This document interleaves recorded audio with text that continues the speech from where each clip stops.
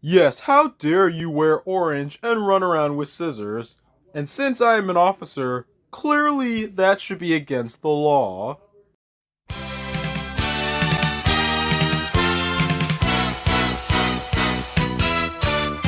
KamenRider SUPER-1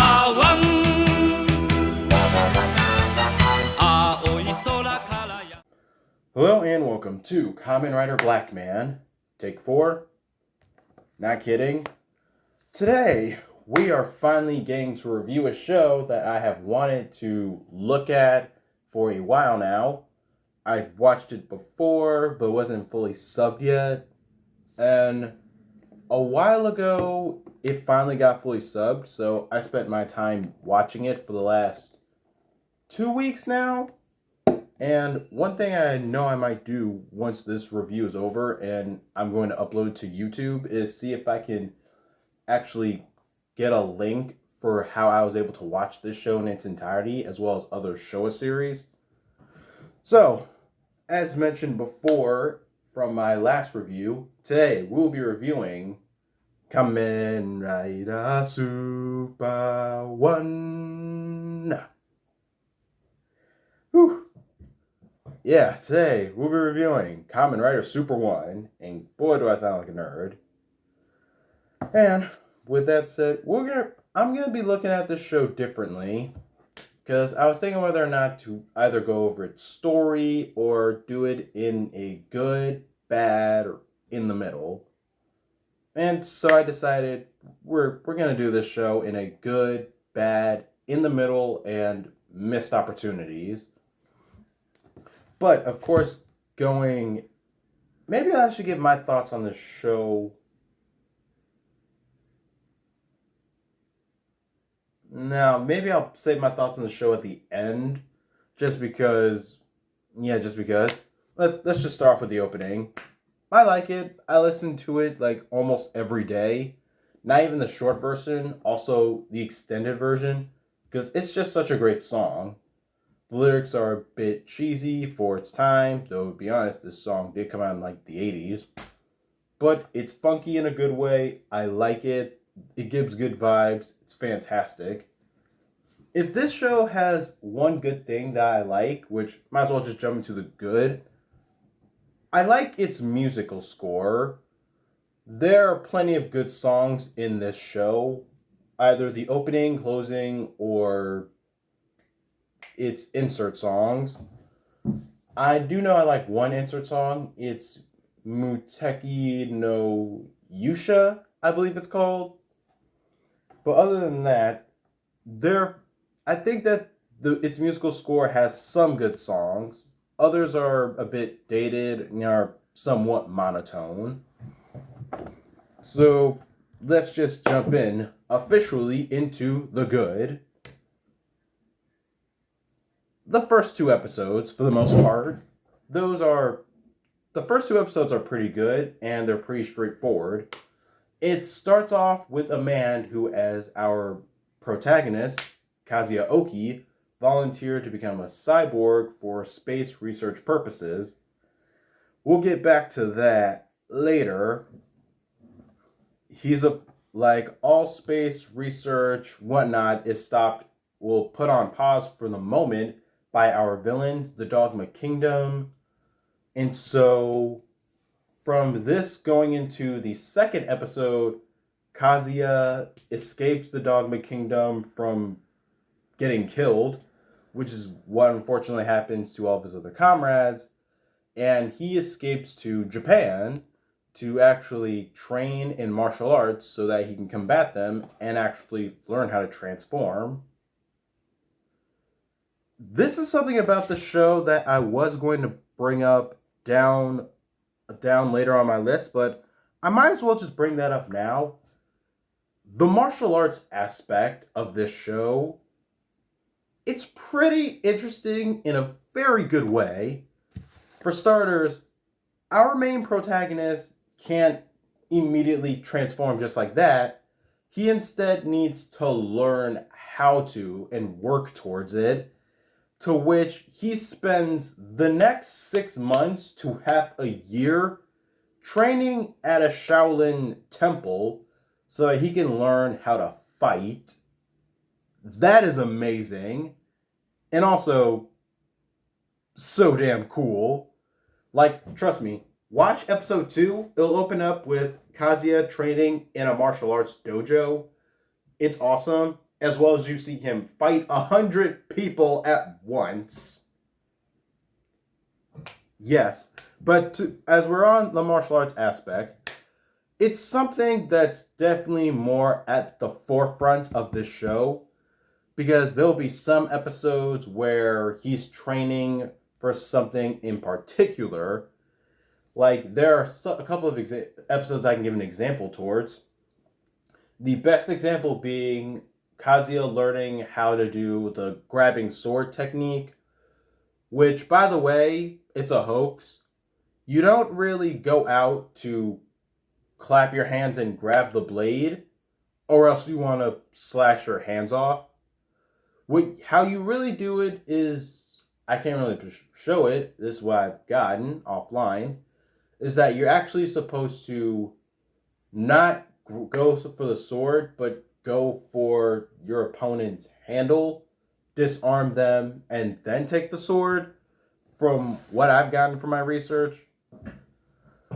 But yeah, but at least training to actually catch a sword, like learning to evade but not duck, how to time it right and everything, that is a good example, as well as other stuff. It also, there's another example I'm getting that catches my mind too, and it's when there's one episode later on when Kazuya is tied up and he's basically being sent to drown underwater, and his hands are tied up, and he's trying to free himself to, or at least try to transform.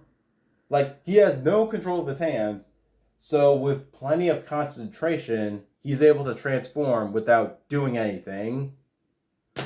So, yeah, that I'll admit was a bit, but everything else with the martial arts aspect in the show, good. And while we're talking about it now, this show does fight choreography very well. Like, compared to other Showa series where the fight choreography is very stiff in a way, like the fight choreography in like previous season, it feels very stiff. Like, while the camera's on, they're going over what they rehearsed. Like, no, in this series, like, you see like actual hits connecting in a way, moves being pulled off, and really see different style. Really, you don't just see fighting, you actually see a style of martial arts being performed, and a couple of tricks as well, which are phenomenal. Because if there's one thing this show does not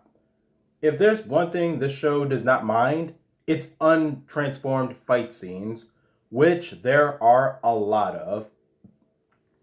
Like what I said before, Kazuya actually fights 100 opponents at once in episode 2, making him a badass immediately. So next, I already got off a few things, so next would be the suit, to which I quite like Super-1's design. It's pretty simple and straightforward. I know one funny thing that's on the suit are tassels, and the reason for that is he's from America. But yeah, so you need to get that you gotta get the feel that this was made in America somehow. But yeah, I like the suit. It's pretty good and straightforward.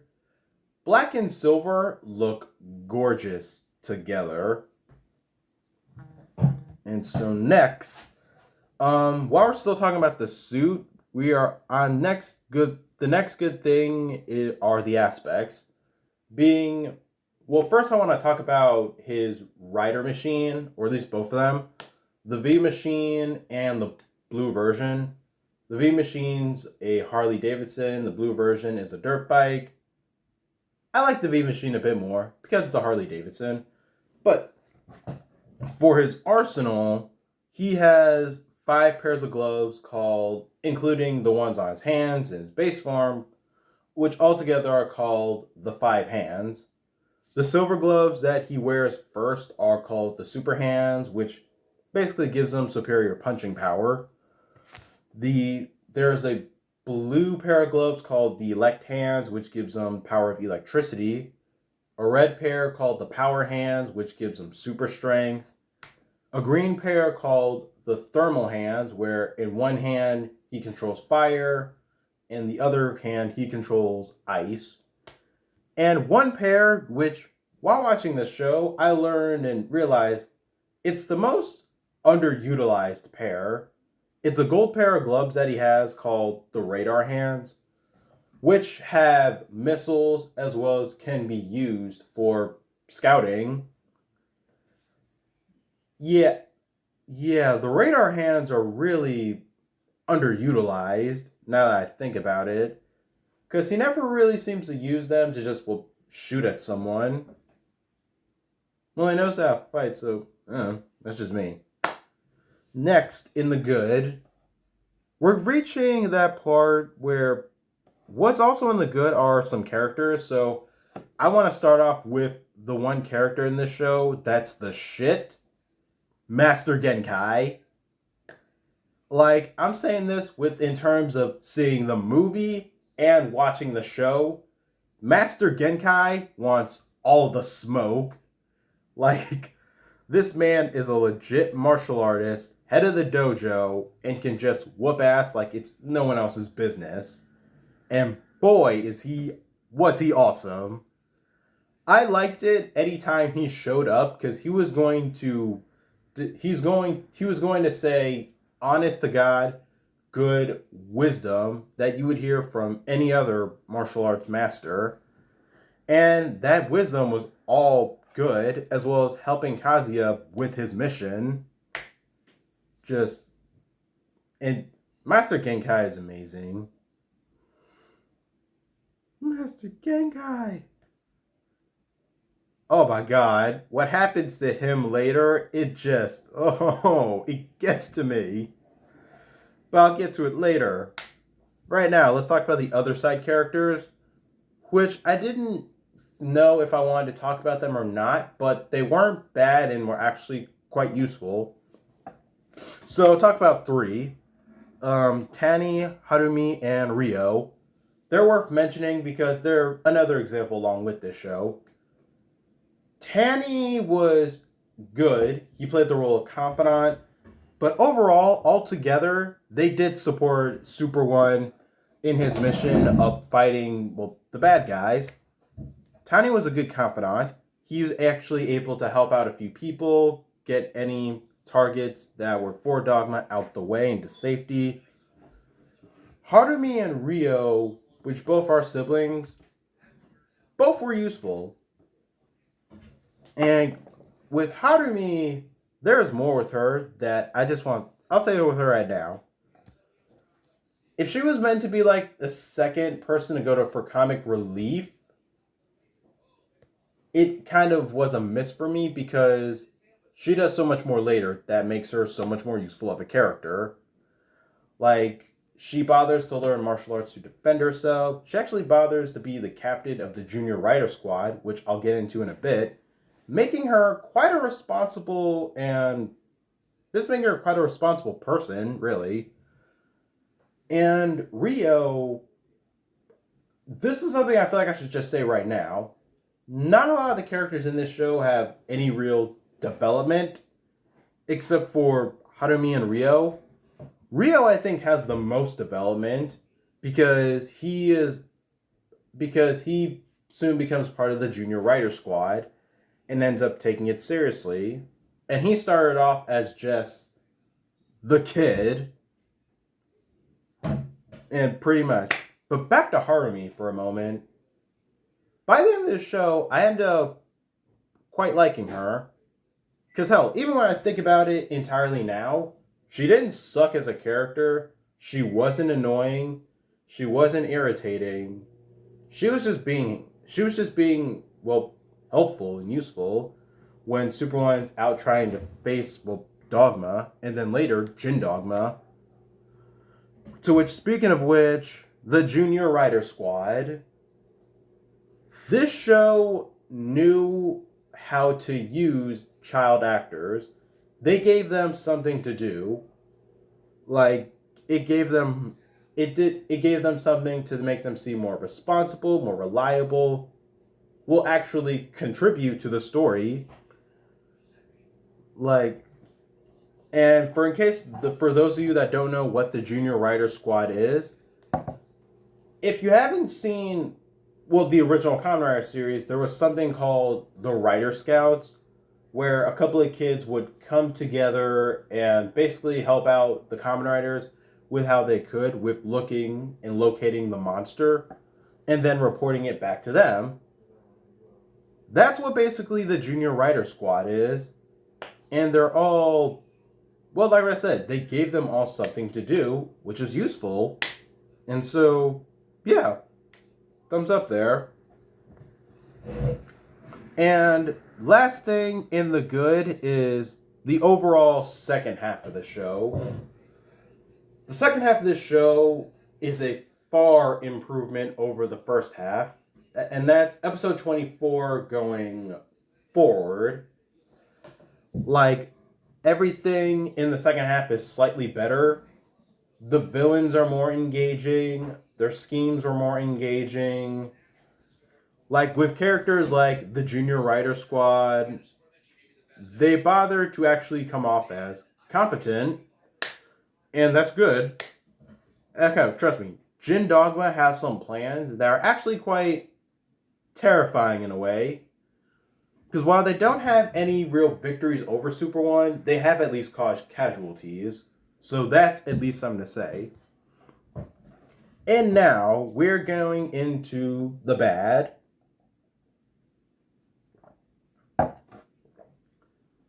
Not a lot happens in this show.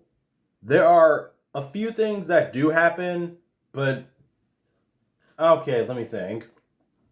Because what I did say is true. Not a lot happens in this show. If you taking away a couple of important plot-worthy episodes, not a lot happens. It's just, here's the monster of the week. Super-1, let's just like, here's the monster of the week. Here's the issue of the week. Super-1 fights the monster. Boom. That's it. Like, I don't know what it is with Showa Kamen Rider, but, or at least maybe it's early Showa Kamen Rider. I don't know. Black sort of suffered from the same problem too, but my point is, they bother with doing a lot of filler episodes, and I mean a lot.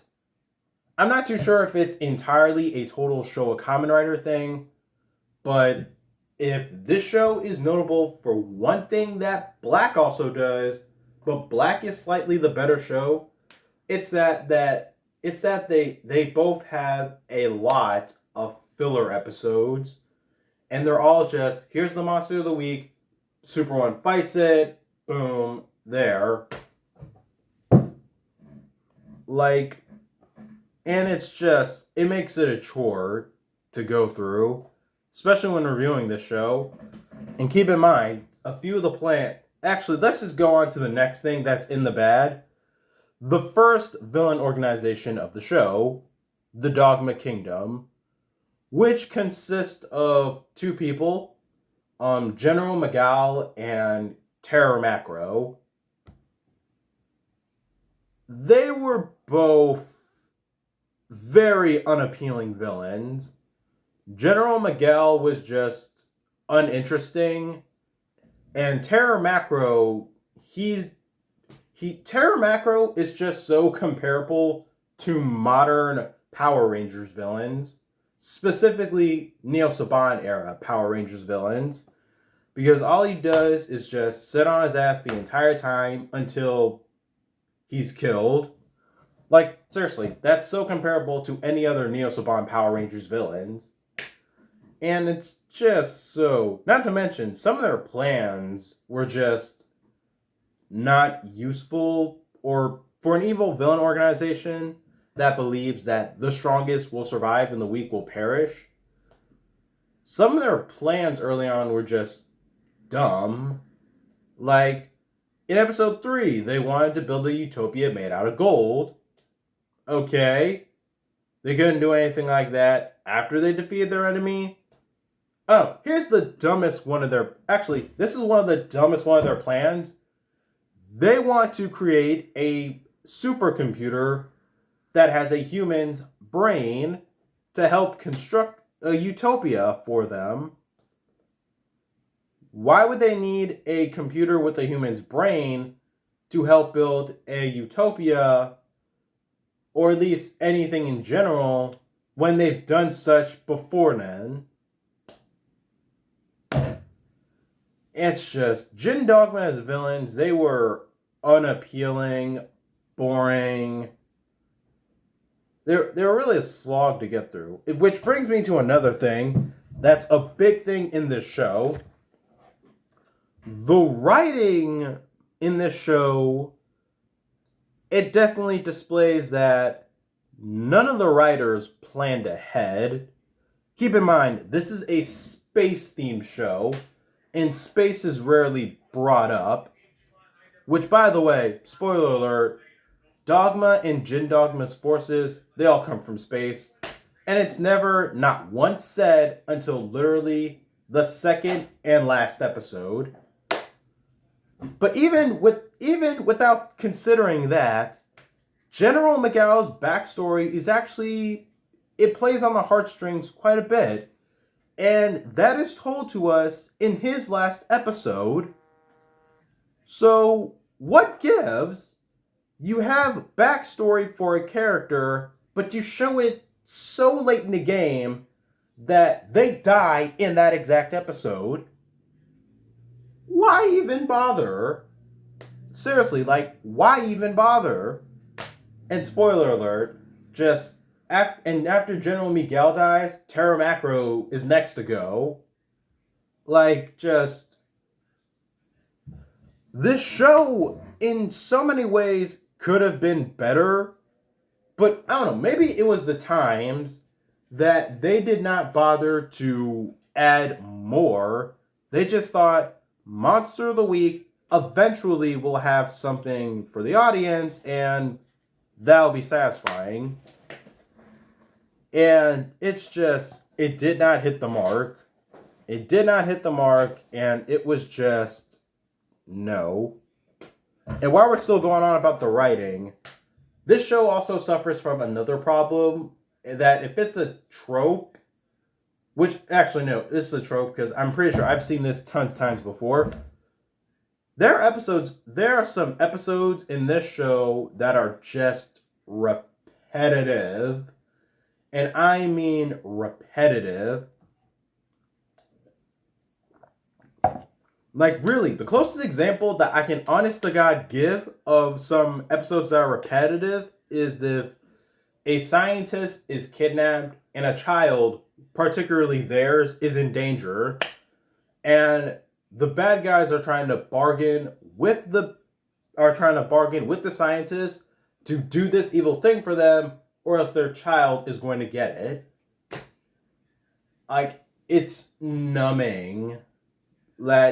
It's just so numbing. Because anytime Dogma or Jin Dogma just kidnaps a scientist to do a job, like, you already know how this is going to play out. And it's just so... It's something that makes you just want to skip an episode just to get something that's different. Ugh. Which, by the way, this is one character that's in the bad because I did not like them at all. Choro. He was comic relief, but he wasn't funny. He was just annoying and dumb. And here's how much I do not like Choro as a character. Master Genkai dies in an important episode. I'd rather that be Choro than Master Genkai, because Master Genkai at least adds something. Choro doesn't. That's why earlier I went, no, Master Genkai, because Master Genkai is a great character. The dude is the shit. He dies, yet Choro lives for some odd reason. That is just so. Any focus episodes Choro even has, there's something I literally don't even bother with. And yet it's playing on my screen because someone thought, hey, this character exists. Yeah. Okay, so let's just now get into the middle. As said before, this show has two villain organizations. So the first one being Dogma, and the second one being Jin Dogma. I like Jin Dogma's villains a lot more, if only because they were so interesting. Oh, which by the way, I might as well just explain some of them. Yes, your Jin Dogma consists of Staff Officer Witch, Professor Ghost, Princess Yokai, and Commander Onibi, which is Japanese for Jack-o'-lantern. As villains, they're an interesting group. I actually quite like their dynamic in a way, because they're like siblings. They go back and forth with each other, but do show that they care for one another. Because when both Commander Onibi and Princess Yokai are defeated by Super-1, Professor Ghost gets angry and swears to avenge them. But yeah, as Jin Dogma as villains, individually, they don't have a lot of character development. They're all archetypes.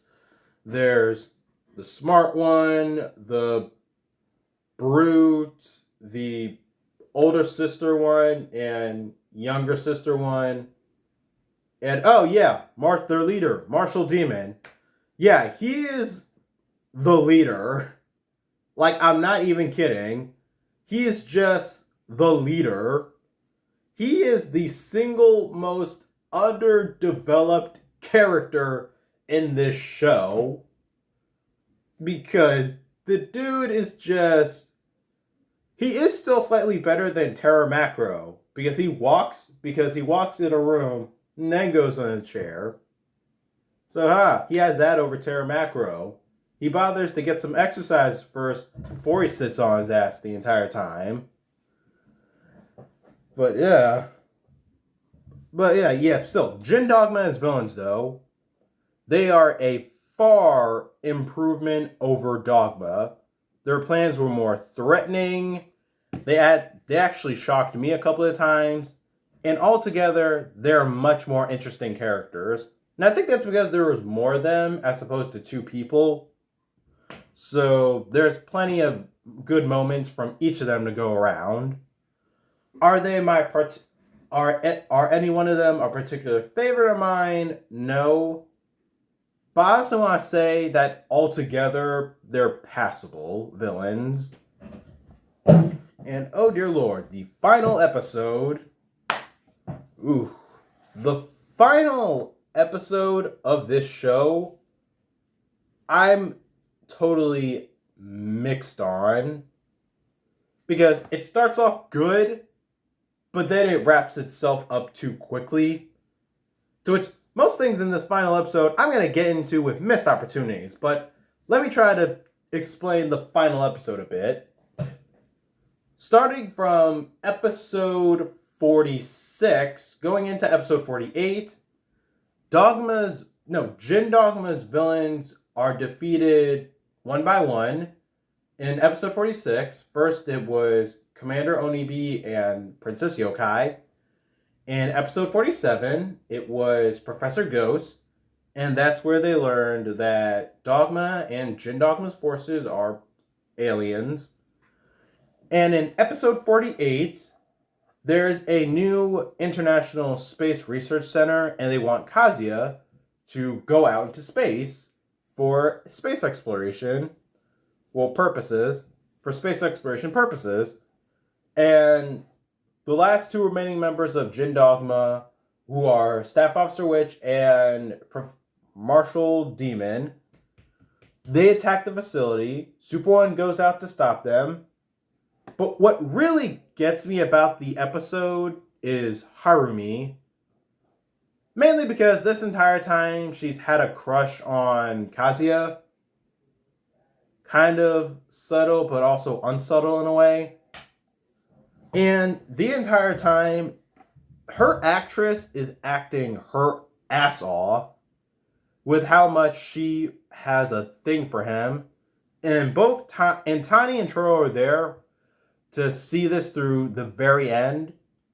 And there are some moments, actually, even before then, maybe from the last episode, she said, actually, no, in this episode, she even bothers to tell Kazuya, I want to be with you for your last moments on Earth before you go.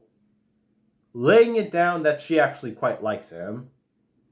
Hell, there's even a moment where where they all believe that Kazuya is dead. And she was willing to say, I would rather die with the man that I love in a way than live in a world where Jin Dogma just takes over. But of course, Kazuya lives, and oh, by the way, there's this one thing that's passed around between the villains called the Lightning Sword, which Super-1 is able to use his skills to disarm both the villains and kill them both with it. Then after, I'm really going all over the place now. So yeah, the Lightning Sword, it's a thing. It exists for this episode. Both Staff Officer Witch and Marshal Demon use it. Super-1 gets it and kills them both with it. And that's the end of Jin Dogma. Oh yeah, and for some odd reason, when Marshal Demon and Super-1 fight, and after Super-1 kills him, he explodes. And Jin Dogma's base, for some reason, explodes too. And I'm pretty sure they had to have been 1,000 miles away for that to be... It just makes no sense. They're at the Space Center, and Jin Dogma's base is wherever the hell else.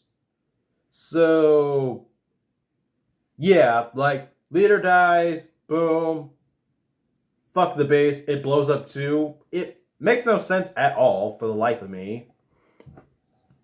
And then Kazuya just goes out into space, tells his friends, I'll see you guys when I get back, hopefully. That's the end of the show, basically.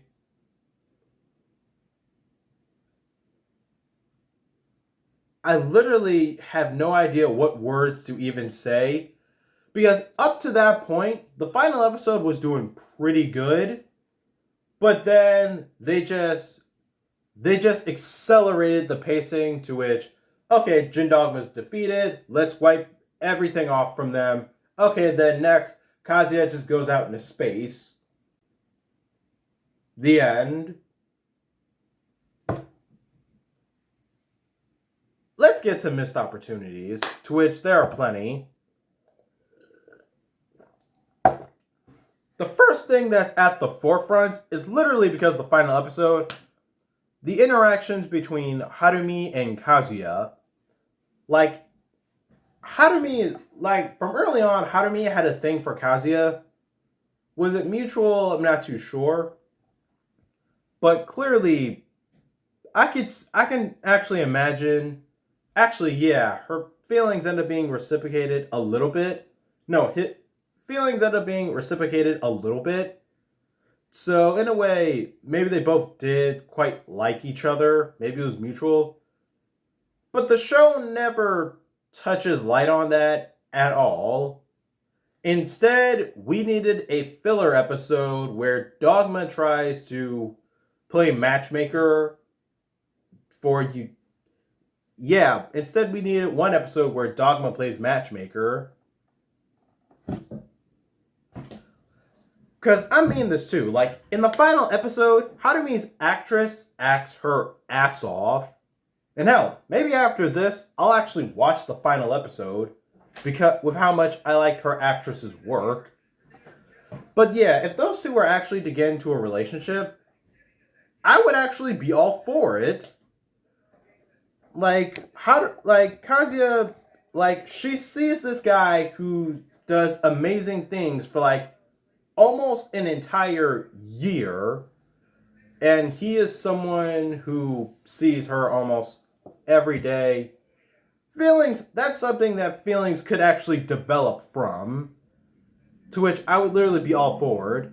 And the fact that she was, and the fact that in the final episode she was willing to say, I would rather be with the corpse of this man who I like so much than live in a world where dogma rules, it freaking says something.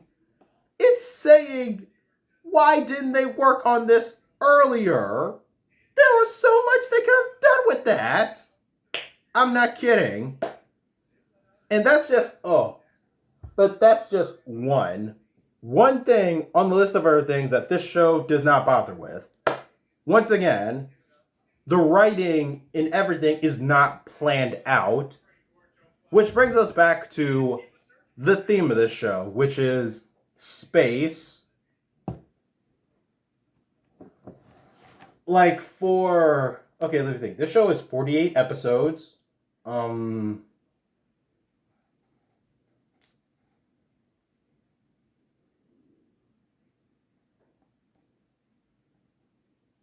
Like, I honest to God want to say, for possibly 45 episodes in this show, including all the important moments, when Dogma is defeated, when Jin Dogma rises, space is not brought up, not once, at all. Instead, the theme of the show being about space, it comes up towards the very end, just so they could say that, oh, Jin Dogma are aliens. Just, like, yeah. Like, it just, like, trying to find these words right now, just, yeah. Space being part of the show. And yeah, if Dogma and Jin Dogma's origins are, like, why just trying to find the words for this is just so hard. Like, if their origins are from space, why couldn't that have been worked in? Maybe not during Dogma's tenure, but with Jin Dogma's tenure.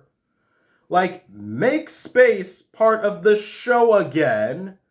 The second half was good for all the action, and mainly because of Jin Dogma. So revealing their origins, like, maybe give some further development for each character, that could have been good. Now, once again, I know I've been comparing this show to Black so far, but here's an example of why. Individually, you don't get, like, individually, we actually do have backstory for each of the Gorgum priests, and for Gorgum as a whole. They go back far beyond time, and they have been doing this gig for such a long time now. Because hell, look at the Creation King. And now, with a new era, they want to take over the world and everything. These characters, like, they start off as mutants, they then work up high enough to become priests, then they become the Great Mutants. So much.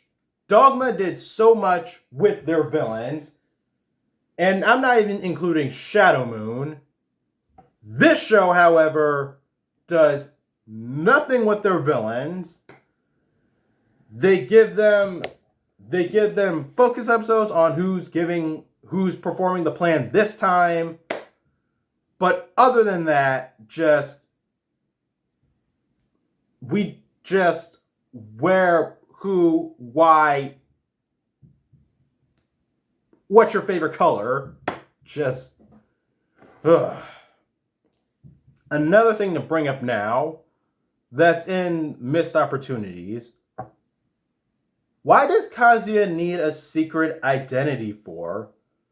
Why does he need to keep that secret from everyone? Like, which is something that eludes me right now because I'm pretty sure Tani is the only one that knows that Kazuya is Super-1. No one else knew. Choro didn't know. Harumi didn't know. Literally no one else knew that Kazuya was Super-1. Mind you, he shows to be the only one with the balls to actually fight Dogma. Why do you think that? Also, in some episodes, like, Super-1's there and Kazuya's not there, then Super-1 leaves and Kazuya shows up. Like, what does that tell you, basically? Seriously, like, what does that tell you? Like, no one else had put 2 and 2 together, really? Considering the fact that Kazuya is the only one that actually gives a damn about the bad guys' schemes enough to thwart them. If he had just told them that he is Super-1, it could have, I don't know, it would have made a bit more sense to, like, everyone. Because, like, in some cases you think, oh, the monster of the week is here. Let's call Kazuya. Wait, no, never mind. Why not just call Super-1? It makes you think that. Like, you have someone who can fight, but you don't think it's Super-1, and then you have the actual superhero, Super-1. You don't think they're both the same person?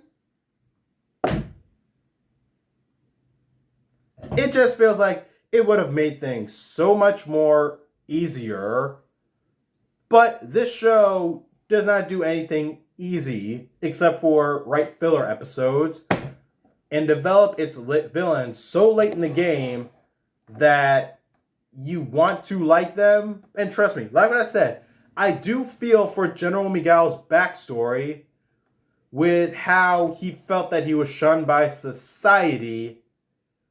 But what's standing over it is that it came at his last appearance, and it's bothersome so much.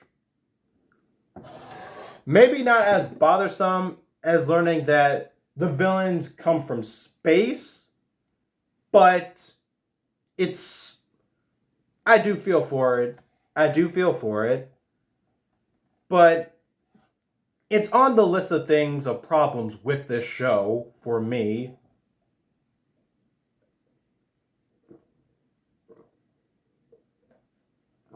Oh my god. Alright. Let's now get to the character analysis. To which, in this case, we're just going to talk about Kazuya. He is not bad. The first time around when I watched this show, I did like him quite a bit because of how smart and competent and how much of a good fighter he is. But on second watch now, he is kind of average compared to others. And I think it's because he doesn't particularly have any further character development. He has his moments. Like, he has his moments where he's taken down a peg, but they don't overall change my perspective of him. It just pretty much. Now for my thoughts. Kamen Rider Super-1, it's a bit meh. Like, it's a bit meh, if I'm being completely honest. There's so much with it that could have been a lot better, but there are still some things about it that I do genuinely like. Like the supporting cast being actually able to do something that is phenomenal. They're actually helpful. And like I said, I like Jin Dogma as villains. And But there's just so much else that just brings the show down, unfortunately, that it's just so meh. I'd say it's kind of a mixed bag, but it's on the lower tier side. And to show that I'm not even kidding about it, apparently, and I'll be honest right now, this is what I'm getting off the wiki. The show was unfortunately unsuccessful enough to revive this series, and the show did not come back again literally until KamenRider Black. Dead serious. Go to the wiki, look up the final episode, it'll say that on the bio. But yeah, Kamen Rider SUPER-1. Is it the best? No. Is it the worst? Compared to other series, not by a long shot. Because there are some good stuff about it, but it unfortunately doesn't save the show. But then again, these are my opinions. If you guys like this show, more power to you. And with that said, thank you guys for watching. Please do not forget to like, subscribe, share this video, tell your friends about KamenRider Blackman. I will not be doing another Kamen Rider series until January, since I basically got what I wanted to get done for this month and next month out of the way with doing 2 show reviews. Woo! I gotta use the restroom. January, Kamen Rider 01. See you then. Oh wait, I take that back. It's not like I'm not gonna upload anything until January. It's just, I'm gonna put out other content. I'm gonna put out another reaction video after this. So I didn't know how to word I need to make sentences better. Okay, I haven't had breakfast. It's 10:18 right now. I've been doing this since 9. See you later.